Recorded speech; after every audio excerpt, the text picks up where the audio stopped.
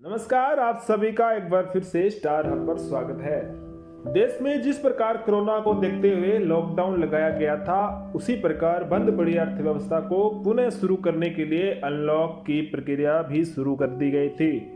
Unlock 1, unlock 2 और unlock 3 के बाद अब खबर आ रही है कि जल्द ही अनलॉक 4 की गाइडलाइन इसी हफ्ते तक आ सकती है। इस प्रक्रिया में कौन कौन सी राहत मिलेगी और क्या 6 महीनों से बंद पड़े कॉलेज और स्कूलों को खोला जाएगा, यह प्रश्न सबके दिमाग में चल रहे होंगे। बात करें स्कूल और कॉलेज की तो फिलहाल कोई निर्देश नहीं आया है।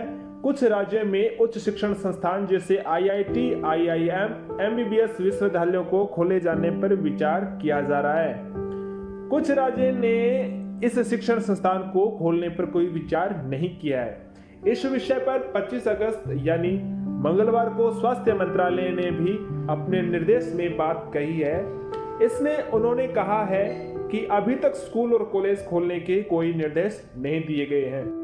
अभी जो गृह मंत्रालय द्वारा जारी अनलॉक की गाइडलाइंस हैं, उनमें स्कूलों या कॉलेजों को खोलने से संबंधित कोई निर्देश नहीं है।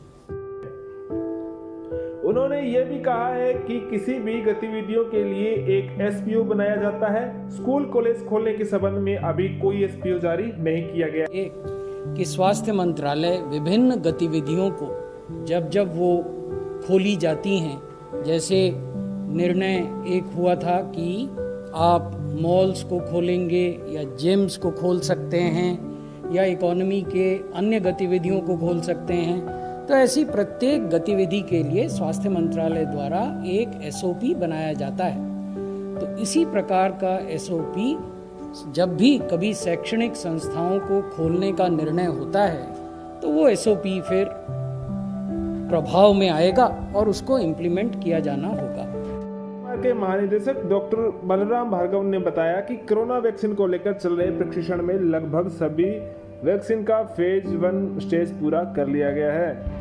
3 वैक्सीन्स इस समय भारत में कुछ थोड़ा आगे बढ़ चुकी हैं और 3 और वैक्सीन्स हैं जो प्री क्लिनिकल स्टेज में हैंगी।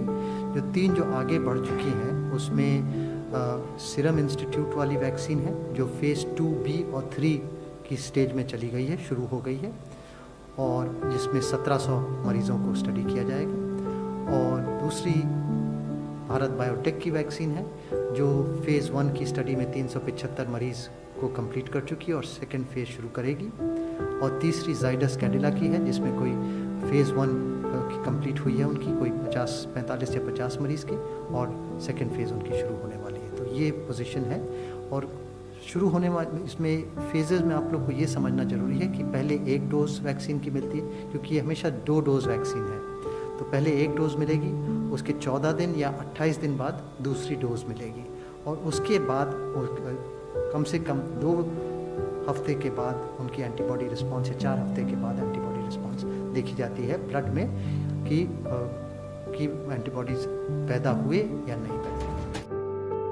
अनलॉक 4 में मेट्रो को 50% क्षमता तक पूरे नियमों के साथ चलाए जाने की सूचना भी गृह मंत्रालय के सूत्रों द्वारा आ रही है। शॉपिंग मॉल खोलने के बाद सिनेमा हॉल मालिक 1/3 से लेकर 50% क्षमता तक सिनेमा हॉल खोलने की मांग कर रहे हैं। उसे लेकर भी कोई नियम आ सकता है। फिल्म व सीरियल के लिए भी कुछ शर्त पर शूटिंग करने की इजाजत दे दी गई है। केवल मुख्य किरदार बिना मास्क के कैमरे के सामने आ सकता है। मेकअप आर्टिस्ट और हेयर स्टाइलिस्ट को PPE यानी पर्सनल प्रोटेक्टिव इक्विपमेंट किट पहननी होगी। अनलॉक 4 में पहले की तरह शादी समारोह धूमधाम से हो सकेंगे। शादी में 50 मेहमानों की शर्त भी अब समाप्त होने वाली है। आप चाहें उतने मेहमान बुला सकते हैं, सिर्फ आपको उनकी क्षमता से 2 गुना ज्यादा क्षमता वाला समारोह स्थल तलाशना पड़ेगा। इस तरीके से काफी समय से बंद पड़े सांस्कृतिक, सामाजिक, राजनीतिक कार्यक्रम भी फिर से शुरू होंगे, परंतु वह एरिया कंटेनमेंट जोन में नहीं होना चाहिए।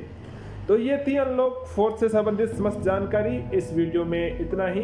धन्यवाद।